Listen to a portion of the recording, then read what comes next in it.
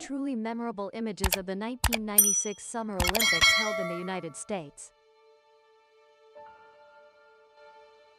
People eagerly watched the high-level competitions and impressive performances among the world's top athletes.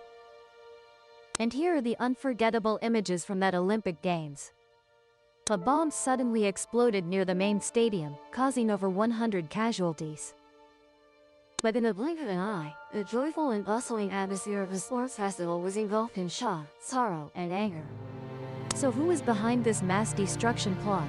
What did he seek when the bomb exploded?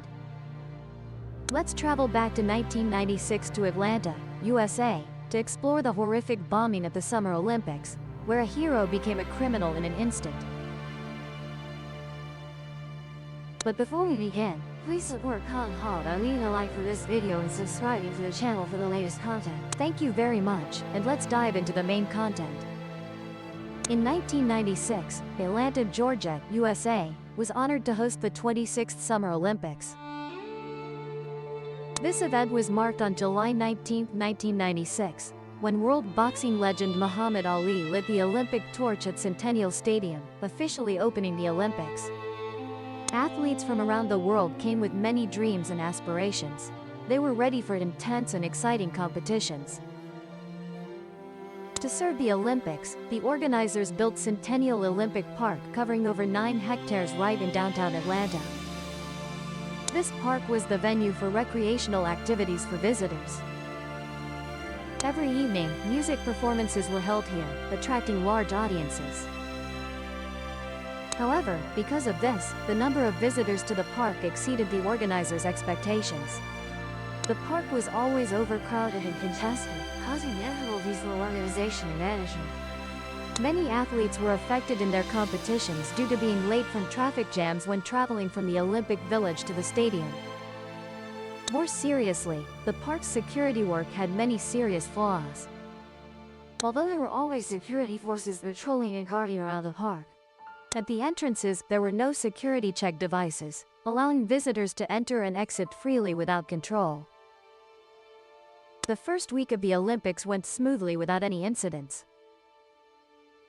Perhaps this made the organizers even more negligent and complacent. They couldn't imagine that tragedy would strike on the night of July 26, 1996. At 10 p.m., Richard Jewell, a security guard for the Olympics, was using the restroom near the performance stage. According to regulations, this restroom was only for technical staff. However, because he had eaten a spoiled hamburger that day, he had a stomachache and couldn't make it to a restroom further away. Richard had always wanted to serve in the police force.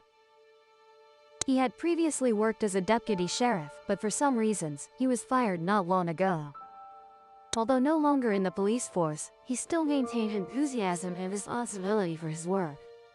After using the restroom, Richard went to check the area at the base of the hot eye tower. Inside the tower, about 20 technical staff were operating the sound and lighting systems for the performance stage. And this was also the area he was assigned to oversee. He was very excited because tonight, his favorite band was performing. Around 1 a.m., Richard noticed a group of drunk young people gathering and drinking near the base of the tower. They were making a lot of noise and even threw beer bottles into the tower, affecting the work of the staff inside. Richard immediately went to chase them away. When the group left, he discovered a green backpack hidden under a stone bench where they had been sitting. At first, he thought the group might have forgotten the backpack and didn't pay much attention. But when his colleague returned after chasing the group, he learned that the backpack didn't belong to them. The more he thought, the more uneasy Richard felt. What was in that backpack? Why was it hidden under the bench like that? His instinct as a former police officer told him that something suspicious was happening. Could there be a bomb in that backpack? Without hesitation, he immediately took action. Richard mobilized his colleagues to evacuate the audience and called to report to his superiors, requesting bomb disposal experts to the scene. That's a notable detail in this story. Richard didn't.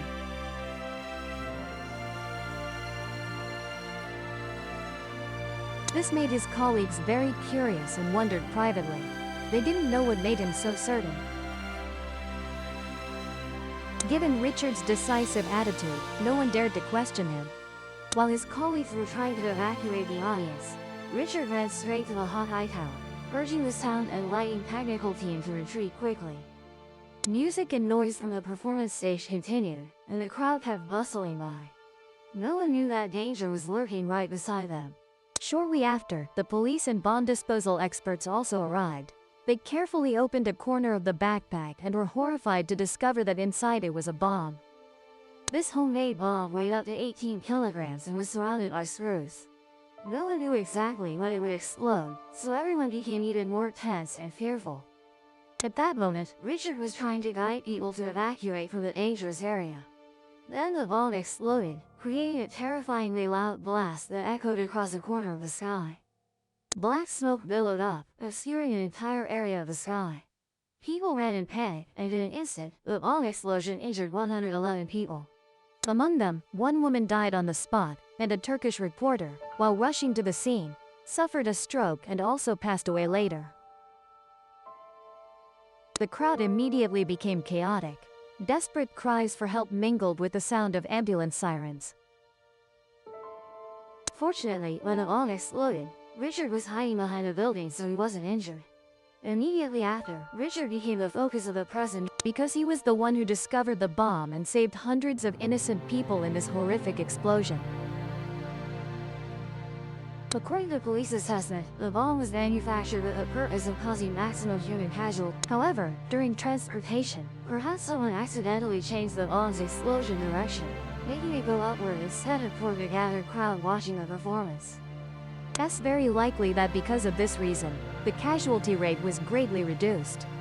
Richard was praised as a hero, but this bombing also raised many controversies about the Olympic Organizing Committee. The FBI, the Olympic Committee, and the Bureau of Alcohol, Tobacco and Firearms argued over who would be responsible for the investigation. And finally, the FBI was assigned the responsibility to investigate the case. This case was very difficult to solve because it was completely different from ordinary criminal cases. It targeted specific individuals and didn't.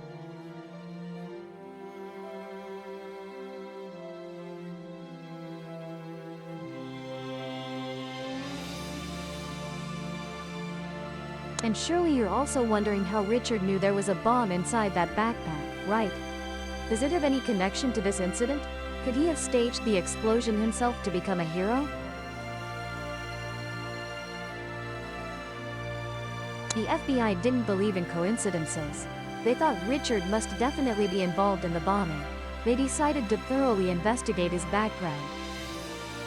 Richard Jewell was born on December 17, 1962, in Campbell City, Virginia State, USA. After high school, Richard entered a technical school to learn auto repair. But he only studied for a few days when his stepfather left, leaving him and his mother to struggle in life. Therefore, he was forced to drop out of auto repair school to stay home and care for his mother. To make a living, Richard did various jobs. In 1991, he started working in a prison. 1 year later, he was promoted to deputy sheriff and sent to study at the Georgia State Police Academy. Richard graduated with excellent results and was highly evaluated for his shooting ability. It seemed this would be a life-changing step for Richard, but he failed in his career once again. Richard worked very responsibly and enthusiastically, but too much of anything isn't good. He was so enthusiastic that he often worked beyond permitted limits, frequently made decisions on his own without reporting to superiors. During one patrol, because he drove too fast, he caused an accident that damaged the police car. For this reason, Richard was demoted to the position of prison guard. Bored with the monotonous work, he decided to resign and switched to working as a security guard at Piedmont University. But it seemed Richard still hadn't learned any lessons from past mistakes. Piedmont University banned students from drinking alcohol on campus, and Richard always applied the heaviest punishments to violating students without knowing how to be lenient or considerate, making him hated by students. Each week, Richard received 3 to 4 complaints from students. He also arbitrarily chased speeding vehicles on highways and competed for jurisdiction with traffic police, even though at this time he was just a security guard. Of course, this behavior caused Richard to lose his job once again. And then Richard became a security guard for the 1996 Olympics, and it was here that he coincidentally became the person who discovered the bomb. After reviewing Richard's background, the police thought it was very likely that he was the one who planted the bomb. Currently, Richard is over 30 years old, overweight, has no girlfriend, and still has to live with his mother. They thought he fit the psychological profile of a failure who wanted attention and that he had staged the bombing to become a hero. They also compared this case to the bombing at the Los Angeles Olympics in 1984. In that case, a police officer planted a bomb himself and made a false report, hoping to become a hero. The hero of the Atlanta Olympic bombing couldn't have imagined that just 2 days after being praised as a hero, he would become a criminal, condemned and shunned by society. On the evening of July 29, 1996, 2 days after the explosion, Richard invited his close friend named Tim, an employee of the Georgia State Enforcement Agency, to his home. During the meal, they discussed the horrific bombing at the park together. Richard enthusiastically shared details of the incident with his friend, unaware that their entire conversation was being secretly recorded on FBI orders. The next day, 2 FBI agents came to Richard's home with the excuse of inviting him to headquarters to film training videos for the FBI. Richard agreed immediately. They took Richard to a small office at FBI headquarters. And here, these 2 agents continuously questioned him with a series of questions for over an hour. About the reason for filming the guide video was actually to observe his reactions. This action was almost like an interrogation. The camera was also constantly pointed at Richard throughout this time. Finally, after more than an hour of questioning, an FBI agent suddenly handed Richard a set of documents and said, "Now we'll start over from the beginning. Oh, please sign this paper for me." Glancing through the documents, Richard panicked when he realized it was the Miranda rights waiver form. This is a document commonly used by police when interrogating. Having been a police officer, Richard understood this better than anyone. The FBI's actions made him clearly realize he was no longer a hero but had become a suspect. Why did they treat him like that? He did nothing wrong. Richard refused to sign that paper and immediately called his lawyer. But he couldn't have imagined that the media storm outside was far more terrifying than what was happening inside this small room. The FBI secretly leaked information to the press about their suspicion of Richard regarding the bombing. Immediately, the Atlanta Journal-Constitution published an article with a sensational headline. The FBI suspects the security guard hero might be the bomber. This news quickly spread at an astonishing rate across the United States, shocking public opinion. From a hero praised across all newspapers, overnight, Richard became a terrorist condemned and shunned by the entire society. The media delighted in stories of heroes suddenly turning into criminals like this, and they began digging into Richard's past, exposing his past mistakes and wrongdoings, then labeling him with nicknames like Mama's Boy, homosexual, and even comparing him to serial killers. Stepping out of the FBI headquarters, Richard Jewell was surrounded by hundreds of reporters, questioned and photographed. His home was also surrounded by curious neighbors. Richard suddenly became a prisoner in his own house. Cameras were installed in front of his house to film 24/7. Inside the house, the police also secretly installed eavesdropping devices to monitor him. The FBI continued to return to Richard's house and took away hundreds of items, from guns, shell casings to fragments collected at the bombing scene. They also took samples of his hair and fingerprints for analysis. This action further convinced the public that Richard was indeed the bomber. However, there was one strange thing in this case that the FBI still couldn't explain. Earlier, there had been a bomb threat called to the police. The caller said the bomb would explode at 12:58. He used a public phone booth near the park to make the call. In reality, the bomb exploded 22 minutes earlier than expected. Perhaps he wanted to trap the police so they would die when arriving at the scene to handle the bomb. S location at that time confirmed by witnesses, the FBI determined he couldn't.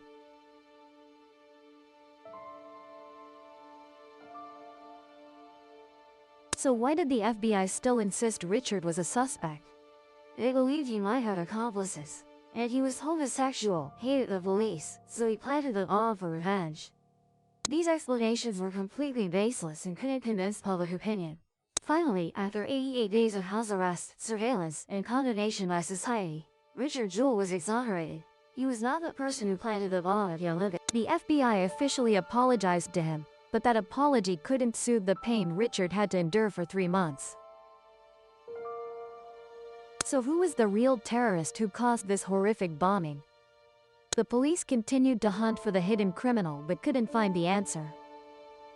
Until the bombing at the abortion clinic in Birmingham in 1998, they discovered the type of explosive used in both bombings was the same and the person who made them must have been a bomb expert. The police began focusing their investigation on subjects with knowledge of explosives, who held anti-government views, opposed abortion, and very quickly, one name came into their sights: Eric Rudolph. The hunt for Eric Rudolph began from here. And then, at 4 a.m. on May 31, 2003, at Murphy's grocery store in the city of Murphy, North Carolina, police officer Jeffrey Postle, while on patrol, coincidentally encountered a suspicious man loitering near a dumpster. This man saw the police and hurriedly ran away. Jeffrey immediately chased, caught, and brought him to the station. This man was Eric Rudolph, the terrorist the FBI had been intensely pursuing for over 5 years. However, what surprised Officer Jeffrey was that Eric was very clean, unlike someone who had been living wandering and hiding in the forest for a long time. He wore clean clothes and brand new sneakers. Perhaps he had been helped by locals while evading the police. After being captured, Eric agreed to a plea deal with the police in exchange for not receiving the death penalty. He would admit all his crimes and reveal the hiding place of the remaining bombs. The police quickly went to the forest in North Carolina, following Eric's directions, and discovered 113 kilograms of explosives hidden there. These explosives were very unstable, so the police decided to destroy them on the spot. On April 13, 2005, Eric stated that he carried out these bombings for political reasons. He hated the government and his actions stemmed from that belief. On August 22, 2005, Eric Rudolph was sentenced to life in prison without parole on 4 counts of terrorism. At the trial, Eric only apologized to the victims of the Centennial Olympic Park bombing. He maintained his anti-government stance until the very last moment. When Eric was captured, it was also when Richard was exonerated and returned to normal life. He realized his dream of becoming a police officer by joining the Georgia State Police Force. The horrific incident of the 1996 Summer Olympics closed there. And this was also a valuable lesson for the Olympic organizing committees in subsequent games. In addition to creating exciting competition, the Olympic Committee must also pay special attention to security control and closely monitor those accessing the competition area. And that concludes today's story. Thank you for accompanying us. Before leaving, don't forget to like and subscribe to the channel to follow future content and support Conha. Now, we bid you farewell and look forward to seeing you in upcoming videos. If the veil stirred, subscribe and meet the next encounter.